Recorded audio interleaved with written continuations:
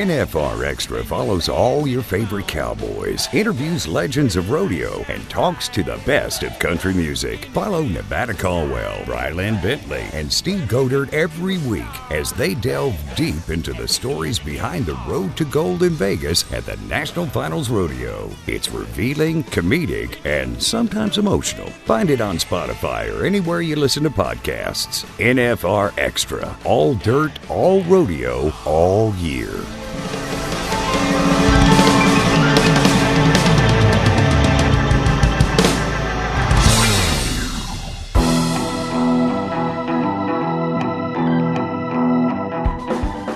NFR Extra, episode 62. Today, self-made country music mainstay Aaron Watson joins us. And boy, was this a conversation to say the least, Mr. Godert and Brylan. Whoa. Yeah, for sure, man. That was like, you think about Aaron Watson, and obviously South Point Hotel and Casino gold buckle ceremony comes to mind. And, without really being a real hardcore Aaron Watson fan, the stuff that he opened up about, maybe you would know that, but man, that was like, it'll kind of set you on your heels. And then you talk about the emotional roller coaster that we all went on, from the laughter, a little bit of tears almost, and just a genuine person, everything about them. Yeah, and I just kind of want to throw it out there. I mean, like, there's a couple things here covered, right? Parenting in the pandemic. Things that you probably wouldn't expect sitting down with a country music artist like Aaron Watson, but parenting in a pandemic, being a parent, and the true emotional toll that it can take through that process. And, someone who, man, he's really connected to his music and his fans. Yeah. Right? I mean, for sure. Well, and like you said, the self-made, he writes the songs, he owns the songs, he sings the songs. I mean, the only thing that isn't his is the check, as he said, when it goes to his wife, so. Oh, that's right. And how it's spent. It's important to go shopping, right? Yeah, it's definitely good. And, I liked Aaron's music before, and I think after visiting with him here, I really became a fan of Aaron Watson. Along with this, there's been some news coming out about the NFR that obviously we'll cover as we keep going forward. I think the fans are, while we're not in Vegas, they're still in NFR, and there's a lot more to come. Yeah, I'm excited to hear about that one. Yeah, I think everybody is there, Mr. Godert.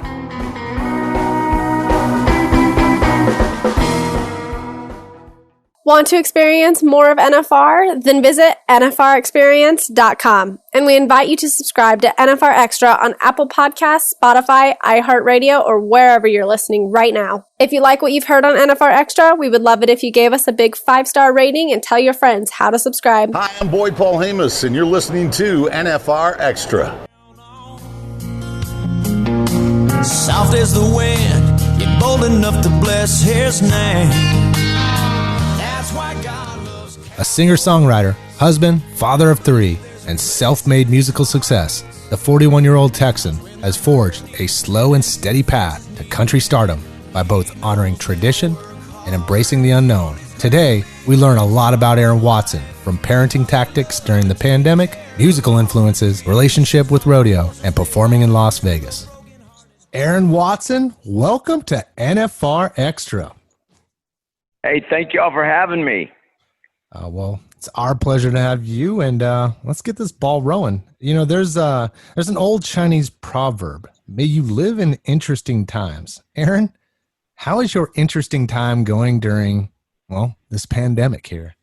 Oh, it's when you live in a little small town in Texas, I kind of feel like half my life I'm quarantined anyways. We live out in the middle of nowhere, and this is just giving me more time to go fishing with my boys and my little girl. So, I guess I could focus on the negative things, like the fact that we've probably been forced to cancel 80 to 100 shows, and you could get out your calculator and start doing the math on how much money you've lost. And, you could focus on those things. Or you could say, you know what, this was a, involuntary vacation, and let's make the most of it. And I've had fun kind of getting back to the drawing board and going, okay, how am I going to be productive during these times. And, you know, we do Zoom concerts. I do these cameo videos that I've been doing for the last 3 years. I handwrite lyrics of mine on these 8x10 canvases.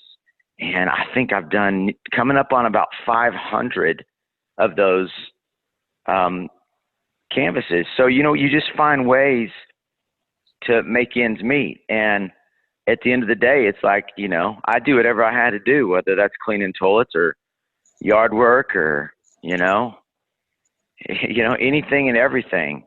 But these are crazy times, you know, and but I do think it's a little bit ignorant of our society to act like these are the first hard times that our country's endured. I mean, I love watching the military channel, and when you see what our country has gone through, I mean, you know, it's the world we live in, right? So I think we just have to keep our chin up and keep moving forward, and, you know, focus on the things that we can control. A lot of people that we have on here, whether it be rodeo contestants, musicians, anybody in the Western lifestyle, just about says what you were just saying, and just this whole appreciating where you're at, what you're doing, and controlling what you can and living the best. Yeah. Well, you know, I think that's why you know, the Western world, I think that's why that's my clientele. You know, I think that's why I fit in so well with the rodeos. You know, I think we've played the buckle ceremony at South Point for the last, I don't know, it's been 11, 12 years now. And, you know, that's what I love about the rodeo, you know, when you're kicking it off with the national anthem and a prayer. I mean, I love the heritage. I love the tradition. I love the patriotism. And, you know, I tell people, I don't care if you're left wing or right wing, we're Americans and we're on the same team. And there have been presidents that have been elected that I haven't voted for, and I have rooted for them, you know, 110%, because to root against your president is to root against your country. And, you know, that's my opinion, and not everybody has those same opinions as me, and that's okay. The fact is men and women have fought and died so that we can have these opinions. And, you know, but like here at my house, I'm, you know, I don't watch the news. My wife loves watching the news, but I've told her, I'm like, listen, when I come in the kitchen and you've got your news on, I don't want to hear it. I don't want to hear it because it's discouraging, and I can't control anything that is going on in Washington, D.C. But what I can control is what's going on in my little world in West Texas. And I'm going to focus on the things that I can control, you know, and that's working hard and raising my kids. And, you know, I think if everyone focused on their neighborhood, it would make the world a better place, like overnight. If you focused on your home, I think that's how you change the world, you know. That's how we're going to make the world a better place, honestly, is if we all focus more on our homes. Lead by example, sort of a lifestyle. Yeah, you know, it's like it's like my boys in these video games. I walk in one day and they're playing some game and they're shooting up people, and I was like, okay, I'm done with that, you know. And I was like, listen, I said, first of all, I said, boys, here's the facts. Girls at school, they're not going to like you because you're good at some stupid video game. They're going to like you because, oh man, you know, he's a good football player, or he's a good basketball player, he's a good baseball player, or they're going to like you because you have like a legitimate skill. Like, oh man, you know, Jake can play the guitar, Jack can play the guitar, Jack can do this, Jake can do that. I go, you're wasting these moments, especially when these kids, you know, these kids at this age, they're sponges. They can learn so much. And I'm like, you guys are wasting these valuable moments of your life where you can learn all these skills, and you're just frying your brain on these games. And oh man, I go in there, I'm telling you, I still give them a little bit of a time to play. It's very limited and controlled. I did put them up for the games up for like, I think 14 or 15 months they went without them. And then during this pandemic, because they were driving me out of my mind at times, I just was like, get out of my face and go play your video games for a little bit. And, but here's the deal. If they go past their time limit, I go in there, I'm like, okay guys, we're done. And if they don't, I just go in there. I know the breaker in the garage to their room, and I just flip the breaker off. I shut down the whole room, and they're like, Dad. So it's like a proud dad moment. It's something my dad would have done, you know. You could just go behind the wall and unplug the TV, but it's so much cooler to flip the breaker.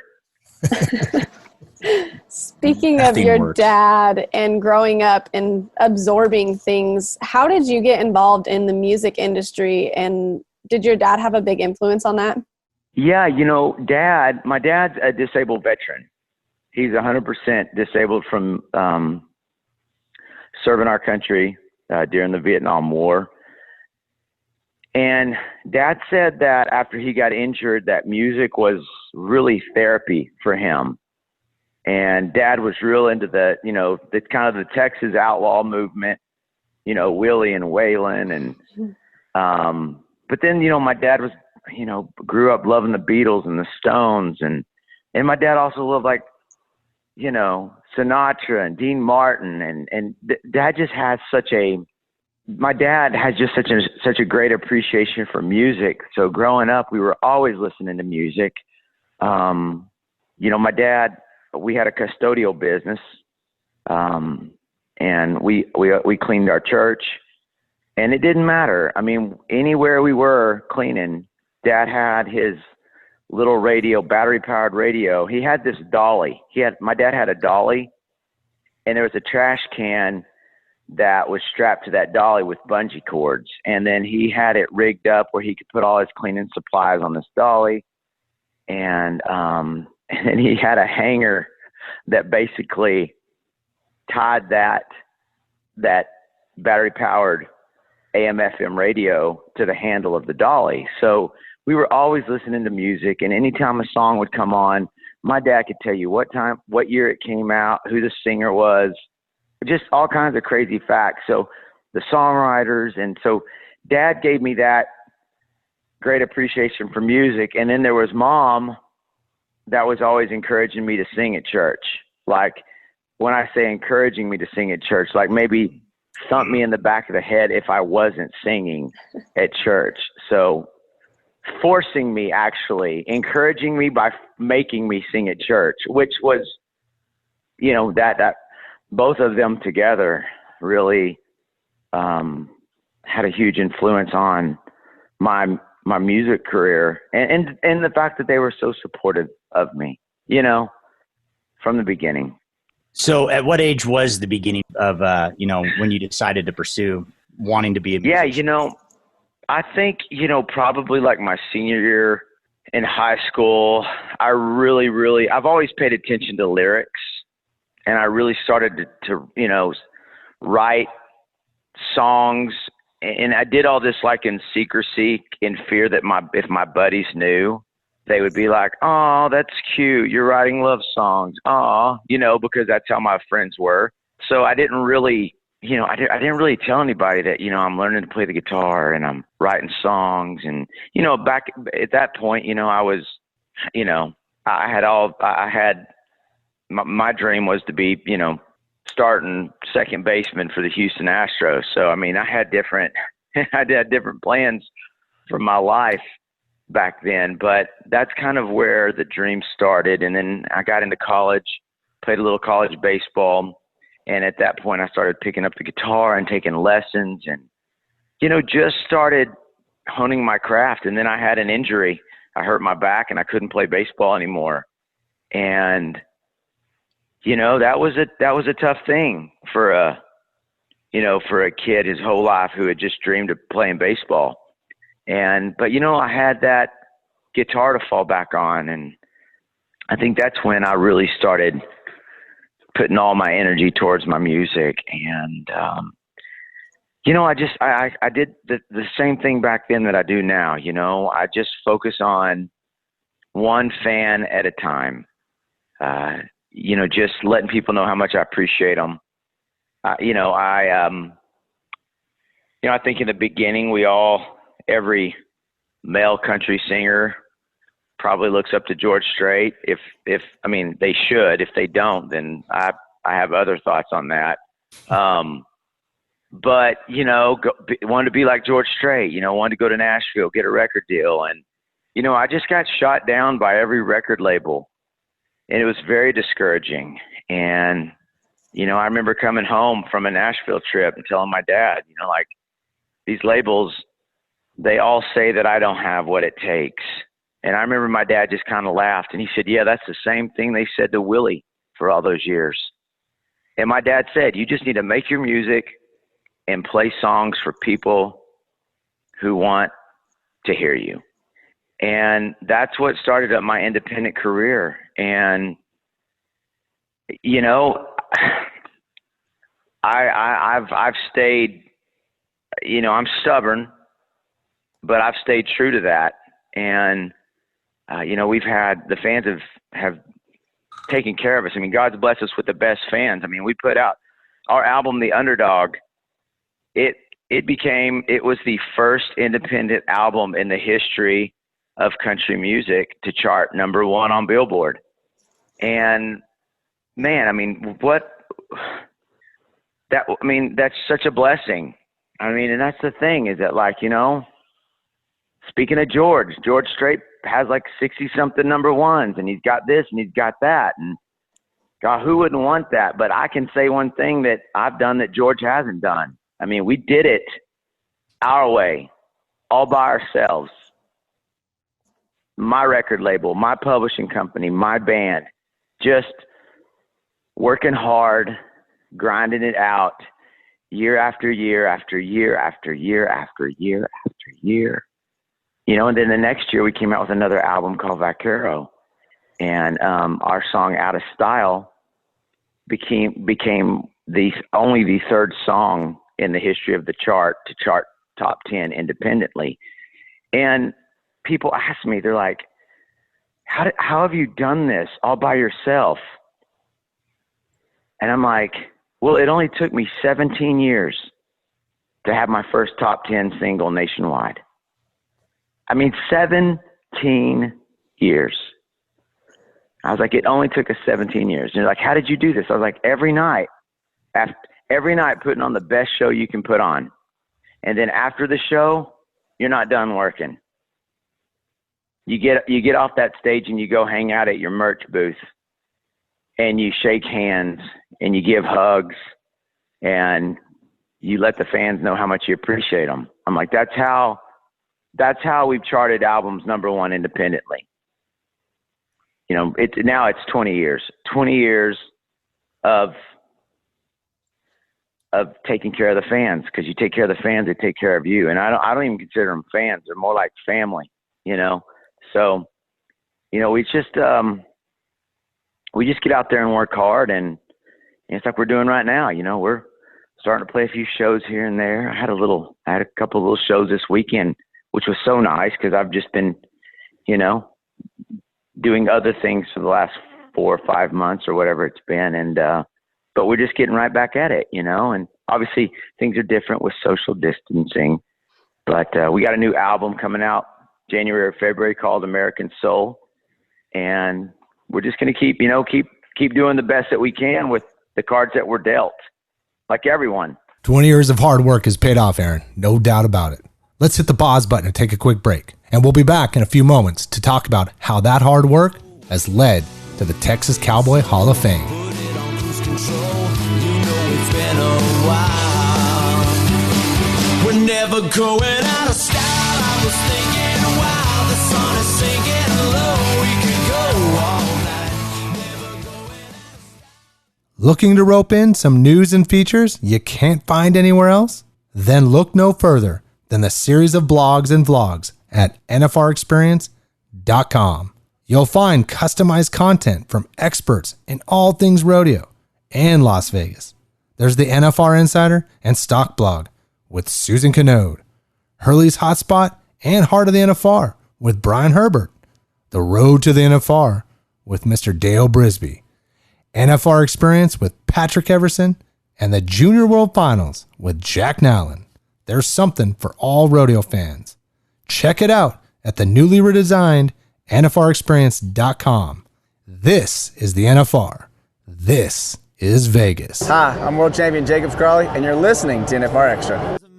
Chase gold buckles and guitars. I don't do it for the money. I can't blame the fame. It's been a long, hard ride. Still, we are kicking it with singer-songwriter Aaron Watson. Aaron's hit song Out of Style was on his 2015 album The Underdog, which debuted at number 1 on the Top Country Albums chart, making him the first independent male artist to hit the top of the chart with a self-released and independently promoted album. Clearly, you've been doing this for 20 years, and understanding that you're an artist and the process that every artist takes to producing something, writing music, playing it, do you still approach the same way you did 20 years ago, the way you do today, making your music? No, it's much different. I think I come into the studio way more prepared, and I have, I just, I can go back and listen to some of my old songs and go, oh, I can't believe I did that there, or that, or I should have done this, or I should have done that. But, I can honestly say every step along the way, it was my best effort. But you grow and you get better. And, you also, I think your style evolves, every once in a while. It's like on our latest album, Red Bandana, we have a couple of songs that are really rocking, and if you just listen to those couple of songs, you would think, oh man, is he making more of a pop country album? Well, no. Go listen to the other 20 track. There's 20 songs on that album. And I mean, the album starts off with a cowboy poem.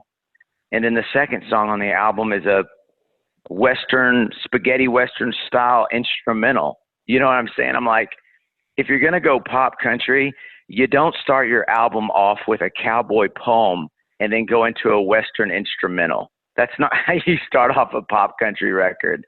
But, I write what I feel, and it's fun to sometimes push the limits and give the fans some different flavors. And, but I'm still, even now, after all these years, searching for ways to be more creative, when it comes to the studio. I mean, the songwriting process, the studio stuff, it really is, it's something that I just absolutely live for. It's so exciting. You're talking about the Red Bandana album. What's the symbolization, or, where did that come from? Well, I just think the Red Bandana signifies a lot of things in the cowboy world. It's I think hard work, I mean, you think about all those cowboys, they're wearing those bandanas to wipe the sweat from their brow, if you're out riding and it's a windy day and there's dirt flying everywhere, cover your face. I mean, it's the original, face covering. I mean, it is. There's been several times I'm out and about, and I'm like, crud, I forgot my stupid mask, and I'm like, oh wait, I got a bandana. So it's I just think it's very cowboy, and I just thought it was the song Red Bandana is there's two songs, they go together back to back, and the first one's called Riding with Red, and it's a song that I wrote for Red Steagall, who is one of my heroes. And I wrote that song for Red, and after Riding with Red ends, it goes into the song Red Bandana. And it's really just a tribute to Red and that generation of cowboy. And, I love Red. He's so good to me and my family, and my kids love him. And, the whole Western world loves Red. So it was a real honor for me to just kind of lift him up in song. You're also, as you've come along with your career, the music industry has changed. As you were coming in, Napster was happening, music artists, right, about what was happening to digital music. How has streaming music, clearly when we're talking about your new album here, how has that helped out your career, and what are your thoughts on streaming music, and how is it tied to success? It's interesting, as far as my record sales, it has devastated record sales. I mean, I don't know, it's like we floored people with our success of The Underdog. I mean, I think it sold 26,000 records the first week. And then the Vaquero album, when we came out with Vaquero, a lot of our friends in the industry were like, listen, record sales are down 50% since you came out with your Underdog record. So if you could just do, 12, 13,000 records, that would be a huge success for y'all. And we came out with Vaquero, and we sold like 40,000 records. And it just blew people's minds that while record sales were going down, we continued to sell. We were kind of defying gravity. But we really saw it finally settle in with my fans when the Red Bandana came out. And I don't know, I think we sold maybe 12,000 copies of that. I mean, so you think about just the decline in record sales from 2017 to 2019. It was just, it's if you don't evolve with the changes, it could be absolutely devastating. But we have always evolved with the industry.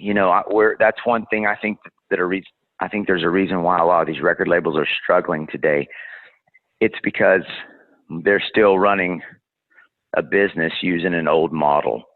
And so I'm fortunate that I own my records. I'm fortunate that I wrote every song all by myself on Red Bandana.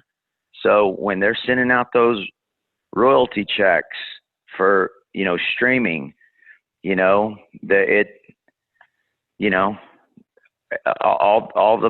the proceeds from that go straight into my wife's purse. It's like I don't get paid, but she does. She gets it all. So it works out really good for her, but that's a different segment. That might need to be a different phone call, but it has been, it's pretty crazy. I don't remember all the numbers, but you can say, oh man, we just had 1 million streams on this song this week. And then you're like, okay, well, that's barely enough to buy you a burger. And that's what's crazy, because when you say the word million, it's huge, right? Like when you hear the word million, you're thinking, whoa, wow, 1 million.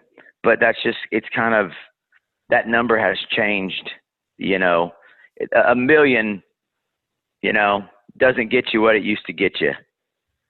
I mean, it still gets you a lot in West Texas, I bet. But you know, it's definitely times have changed, and you embrace it. And I mean, I'll be honest, I love it.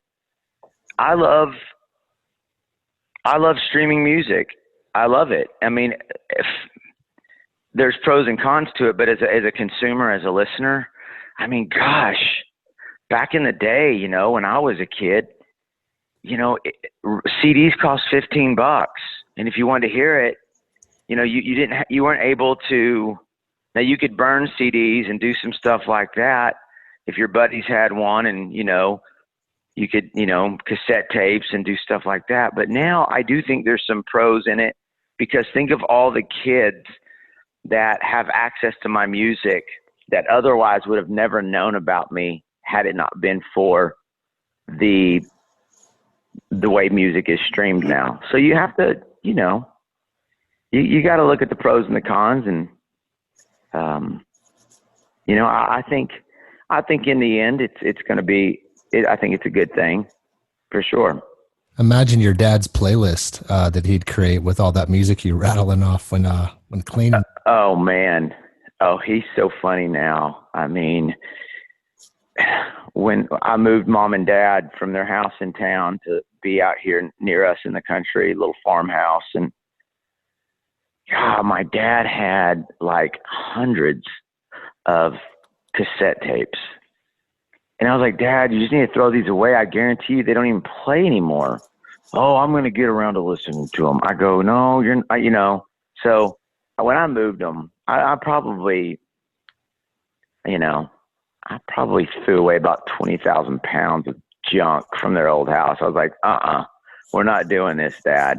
And I said, listen, Dad, I go, there's this new thing called Alexa. Oh, I just said it, and she turned on here at the house, which is creepy. I said, she'll play any music you want. And, dude, it cracks me up. I mean, half the time he can't get her name right.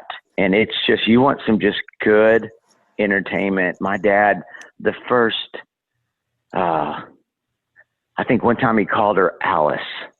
I mean, it was like, Alice, play the Beach Boys. And I'm like, that's not her name, Dad. You know, Lexi, play Willie Nelson, Red-Headed Stranger. And he's like, well, why won't she play it? I go, you know what? If you call a woman by the wrong name, you're going to get nowhere with her. It's just this fact of life, Dad. You got to call her the right name. It's funny. But, you know, he enjoys it now. I mean, he enjoys just being able to listen to anything you want. So I've enjoyed watching him kind of embrace modern technology. But, you know, of course, he gave me all his vinyl records, and I listen to vinyl records all the time. I have a record player on my bus, and after every show, I just love to kind of just kick my boots off and put on a old record and just chill out. Joining the Texas Cowboy Hall of Fame, class of 2020, inducted in January, what did this mean for your career? More importantly, what did it mean to you? Oh, gosh. That still just doesn't seem real to me. Such an honor. I mean, I don't feel worthy of it, to be honest with you. But I'm just so gracious and so thankful. And I think it was, you know, it was neat to experience that with my family. It was really, they made it a really, really, really special evening. Getting to have my mom and dad there. Red Stegall was there, getting to have Red there. It was just an honor. It's one of those things that, you know, those are one of those deals. You just say, thank you so much. You give all the glory to God. And, you know, you just try to enjoy the moment. And of course it was down, you know, in the stockyards in Fort Worth, and I love that area, and it was fun. And it was really special. It was a really, really, really special evening. You know, my favorite shows are, you know, fairs and rodeos. I love the kids. I love, you know, there's nothing better than watching the rodeo than getting to play a show afterwards. And That's the thing. I tell people everywhere I go, I'm like, I promise you this. I'm one of I'm telling you, for your fans, for your rodeo fans, I'll give them the show that they want. I got a lot of songs about rodeo, and I sure enough know how to mix in some Chris Ledoux and George Strait. So there you go. So there's my shameless plug to all the rodeos around America. Like, call me up. We'll put you on a show. I just love it. That's awesome, man. That's a once in a lifetime opportunity that you get to experience on that. It really was. It was amazing. And, it's just one of those things. I have no, you can't explain just the honor. It's just like, it's one of those deals. I just still don't feel worthy of it, but it was a special moment that I will forever be grateful for. It feels as though your career is just getting started, even if it's taken 20 years. All right, let's break right there, though. After the break, Aaron shares with us how he uses music as a platform to lift people going through tough times.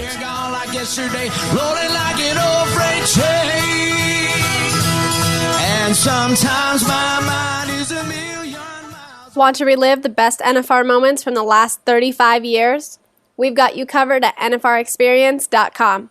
Check out the NFR History tab at the newly redesigned website for a walk, or should we say a gallop, down memory lane. You'll find images, recaps, and videos from the greatest moments from the last 35 years in Las Vegas, from Ty Murray to Trevor Brazile, Louis Field to Casey, Charmaine James to Mary Berger, Fred Whitfield to Joe Beaver, and everything in between. You'll find it here. There's something for all rodeo fans. Check it out at the newly redesigned NFRExperience.com. This is NFR. This is Vegas. Hi, I'm Haley Kinsel, and you're listening to NFR Extra.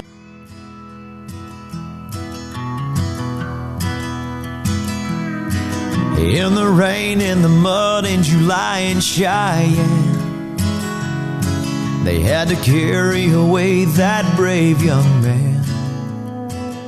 Aaron Watson is here on NFR Extra. A portion of the sales from his tribute album, Aaron Watson Live, at the world's biggest rodeo show, was donated to the Rebuild Texas Fund for families in the Texas community impacted by Hurricane Harvey. So I had to, it's kind of interesting. A few years back, my son, he's 5, and I was watching 8 Seconds, like on one winter, day. And that kid just put it on loop and put it on loop. And now, 31 years past Lane's death, on social media, it's like the people still remembering him and putting up all the Lane Frost brand stuff. But that song, July in Cheyenne, I mean, that's a pretty powerful song to a lot of us that, kind of grew up watching him and idolizing Lane Frost. What was your inspiration on creating that song? Oh man, it's a special song to me. I wrote it for Lane's mom. And when I wrote it, I honestly had no plans of ever singing that for anybody. It did not even cross my mind. I wrote that song.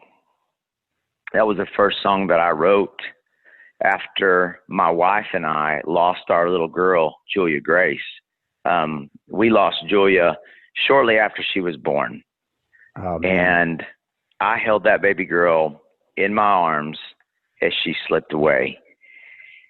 And I just struggled with a lot of things after that. I mean, I still struggle with things, and I'd be lying to you if I said that I didn't. And it's not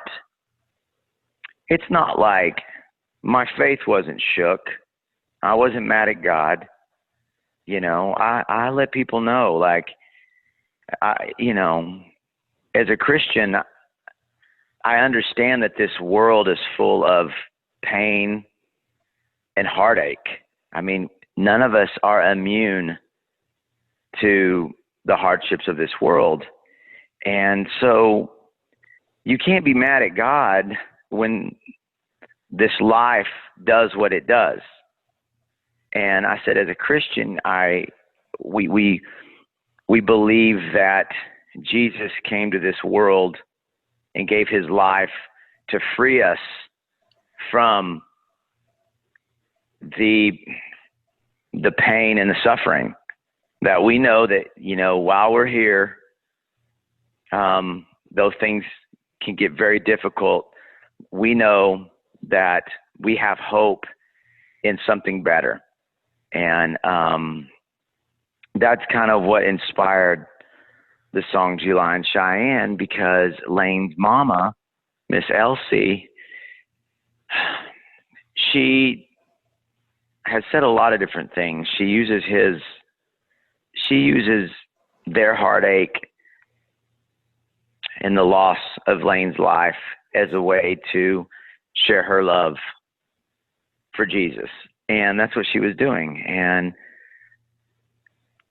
basically she said that, Lane was a world champion bull rider, but that wasn't his greatest achievement. She said his greatest achievement came a year before he died, when he asked Jesus to be his savior. And I just needed to be reminded in that dark moment that, you know what, this world is not my home, and that I will get to see that little girl again someday. And I just wanted to write her a song. And honestly, I was just a dad that just lost his baby girl, and I just poured my heart into that song. And I need to ask her, I haven't thought about this. I need to ask her if she still has the CD of the acoustic version I did. I think I just recorded it on a little microphone at the house. And several months later, the San Antonio Rodeo asked me to play their cowboy church service one Sunday, and they asked me to do this, to sing some praise songs and some of my songs. And my buddy Trevor Brazil gave the message, and he did a little preaching. And right then and there, just out of nowhere, I had no plans on singing that song, and I decided to just sing the song. I think I even messed it up, which really bothered me that I messed the song up. And then I remember thinking, wait, nobody even knows the song, so they don't even know that I messed up the words. It really cracked me up that I was upset with myself for messing up the song. And then I was like, wait, I'm the only one in the world that knows this song. And but afterwards, people came up to me and kept asking me about the song. And the man who owned the bull that Lane was riding on when he passed away, he was there. And he came up to me, and he just, tears rolling down his cheek, and just said, thank you for that song. And I was recording an album at the time, and I was like, oh man, something inside of me said, you got to put this song on your album, which sounds silly now. It's one of my most popular songs. It sounds silly that I wasn't considering it. That's not where my mind was at the time. It was a gift for Lane's mom. And, but thank you for bringing that up. I love talking about that song because it gives me an opportunity to share my faith, and, so thank y'all for bringing that up. Aaron, first of all, you're talking to two dads as well, and a daughter of a father. So, I mean, that was some pretty powerful stuff, man. I thank you for. Thanks, buddy. You bet. Rodeo there's a lot of life in rodeo, and oh yeah, you're a big part of it. Where does rodeo fit in your universe? When did it start? When did you start becoming a part of rodeo? Because you're clearly a part of it. I mean, I didn't have the opportunity growing up to be involved with the rodeo. There just weren't those opportunities for me. I mean, it's, I think it's just, not all kids have that wonderful opportunity, even like mine, to have horses. I mean, it's really such a blessing for kids to grow up in the country and to be surrounded with animals and, chickens and livestock. And, there's nothing like it. It's how It's the reason why it was important to me to raise my kids out in the country. Just appreciate the stars at night, the sunrise on the horizon, the sunsets. And so it's something that I always wanted.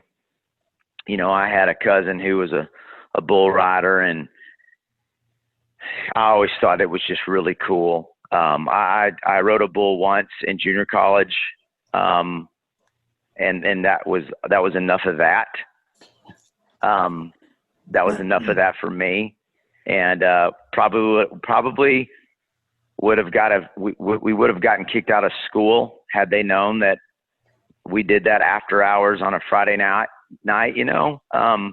Probably something I probably shouldn't even talk about because my mom might hear this interview. But it was, I just realized it's been years and years and years and years and years ago that my music, without even trying, just was a great soundtrack for not just the rodeo, but its fans. And you find your niche. And I love everything about the rodeo. I love the contestants. I love the fans. I love the personalities. I love what they stand for, the work ethic, their appreciation for God and country and family. And, that's kind of what I want. I want to be that guy that just, anytime there's a rodeo, big or small, and they need a band, I just want to be that guy. I mean, I don't want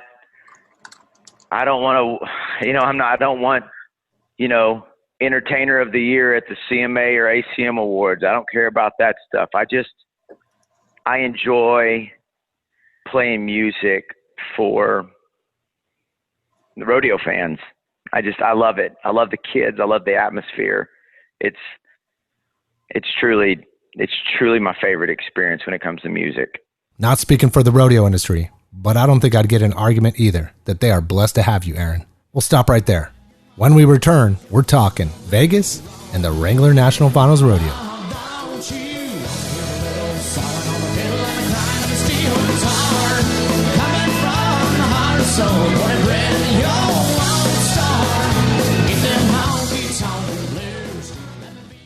Do you need a dose of social? A dash of insider info? Then the National Finals Rodeo social network is set up just for you. Get updates, insights, unique content, and much more on Facebook, Twitter, Instagram, and LinkedIn. You can find us at Las Vegas NFR. And be sure to use hashtag Wrangler NFR on your post and tweets. There's something for all rodeo fans. This is the NFR. This is Vegas. Hi, I am Benny Butler, and you're listening to NFR Extra. 58 lost their lives, mothers and fathers, husbands and wives. We are back with Aaron Watson. The past 9 years, Aaron has become a regular in Las Vegas during the Wrangler NFR. From kicking off the rodeo at the Downtown Hoedown, entertaining the Gold Buckle crowd at South Point, to performing at the sold-out Thomas & Mack Center. Speaking of country music, all of the fans and everything that you've been involved with, I do want to touch a little bit on Las Vegas, Route 91, and your song 58 that has some extremely powerful emotions. What inspired you? What was important about this song? Well, after one of my shows at South Point, a few months after that tragedy, there were two girls who were there during the shooting, and we played the festival the year before. And I remember after my set, when you play some of those huge, if I'm playing a rodeo or a, fair or honky tonk or dance hall, after my show, if I come out there into the crowd, I can't. It'll be nothing but taking selfies for the next 2 hours. But on those big things, I can kind of sneak out there with the fans and just enjoy the show. And I mean, I was literally right up there, watching Brad Paisley play that night. And it was the last night of the festival. And it just made me go, oh my goodness, had just been a year later, I could have been a fatality. And these two girls, one of the girls had been shot in the leg and was in a wheelchair. And I literally found out about a month ago that she passed away from complications with her injury. And she and her friend, they said, you should write a song for the families who lost loved ones. And I said, okay. And I said, I'll try. And I woke up the next morning there at the casino hotel, and I had those words on my mind.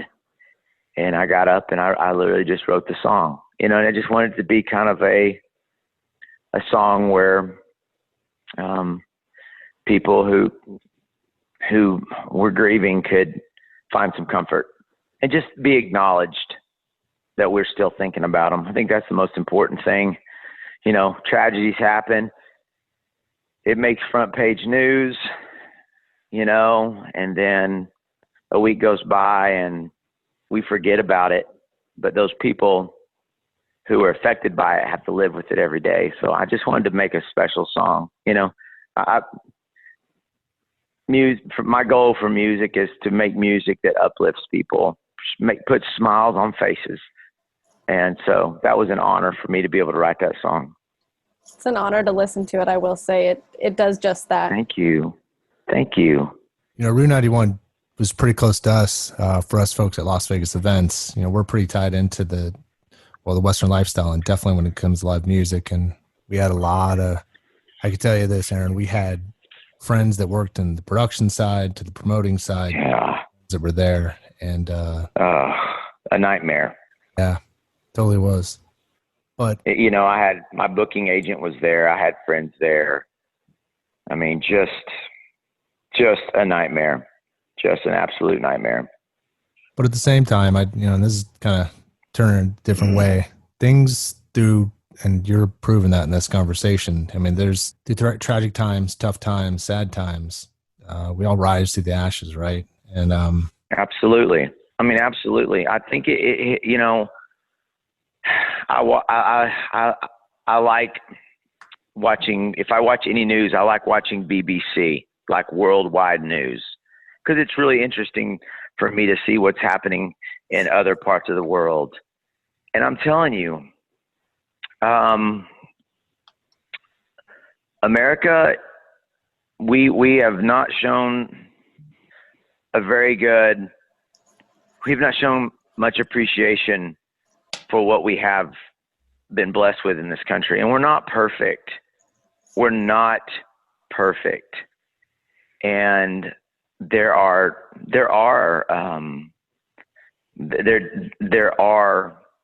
scars that I'm ashamed of when it comes to this country. And there are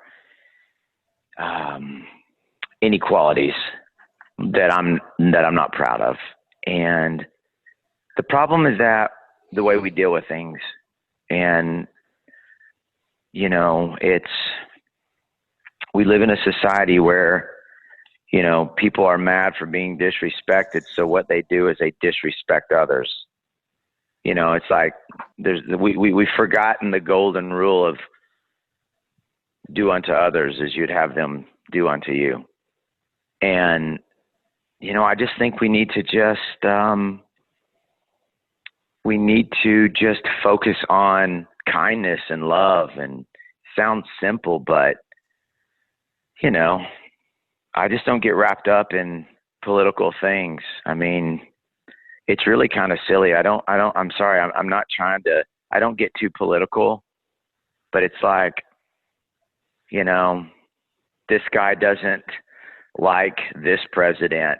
And I'm like, well, I can understand where you're coming from, but why don't you look at the other guy that's running against him? I'm like, sometimes these politicians, they're just different dude. They're the same dude wearing a different tie. I mean, we don't need to put our trust in the government, for crying out loud. You know, focus on your home, focus on the things that we've been talking about this whole interview. So I don't know. I'm just ready. I'm really ready for 2021, and I might want to just go ahead and skip to 2022 if that's possible. You think we could just roll the clock forward a whole nother year? I mean, ma'am. The Benjamin Button style, though, so you don't lose anything. You like gain some ground when you do that. Absolutely. I just think that'd be a great idea. You know, I'm hoping when that ball drops at New Year, people are like, okay, let's hit the reset button. And, you know, sometimes you got to do that. I've done that with buddies. Like, we just at some point have to go, you know what? I don't agree with you. And if we keep talking about this, we're kicking a dead horse, and we're just going to continue going down this path.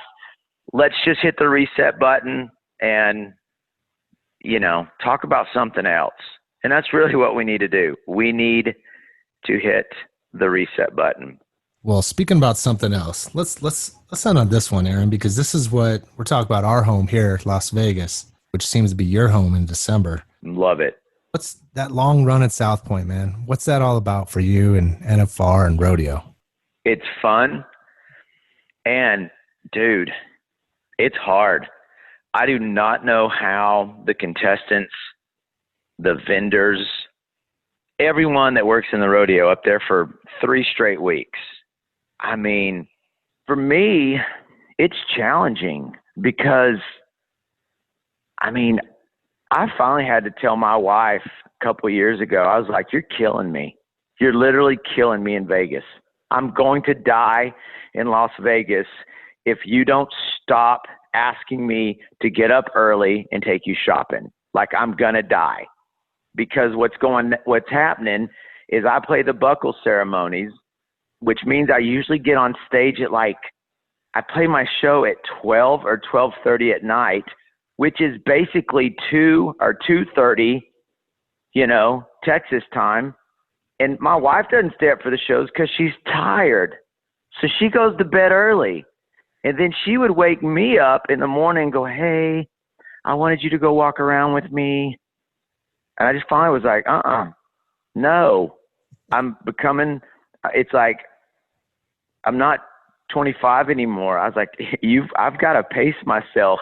And I do. I have to pace myself for those shows and make sure that I get plenty of rest. And the dry climate, I have to drink water. I have to religiously make myself drink water. Like, I about have to put a alarm on my phone, like, stop and drink water. But it's exciting, you know, getting to see, you know, different friends, you know, the guys that I don't get to see a lot of those rodeo, a lot of my rodeo buddies like Shane Hanchy or, you know, Tuff Cooper or you know, Luke Branquino or any of there's so many. There's just so many great personalities. So, you know, it's exciting. For me, it's a treat. It's usually my last shows of the year before Christmas break. And, so I don't know. I just enjoy it. I mean, I'm telling you, I'll go catch the rodeo a couple times, but honestly, I love sitting at the South Point Casino in my room. I order room service and I watch the rodeo on TV. I'll go a couple of times, but I love watching it on TV and then going and playing the show and just, you know, there's just excitement, you know, there's just so much excitement. People just have a great time. Just great people. Man, Aaron, this was what a way to start off a morning hanging out with you This is Phil. For me personally, this was super blessed to kind of have this conversation with you. Oh man, thanks for having me. I'm sorry that my Zoom video thing isn't. We've got an internet guy coming out at noon because I'm supposed to do some of these Zoom concerts tonight. And when you live out in the middle of the country and you have bad cell service, you've got to have some. I'm having some serious technical issues. But man, thank y'all for having me. And if y'all ever need a burn up time and you need someone to just talk your ear off, y'all call me up anytime. Sounds good to me. Absolutely. Thank you so much for joining us. You bet. I hope to see y'all soon in Las Vegas. I'm missing it. Well, thank you, sir. Have a good week. Thank y'all. Yeah. God bless. You too. Y'all be blessed.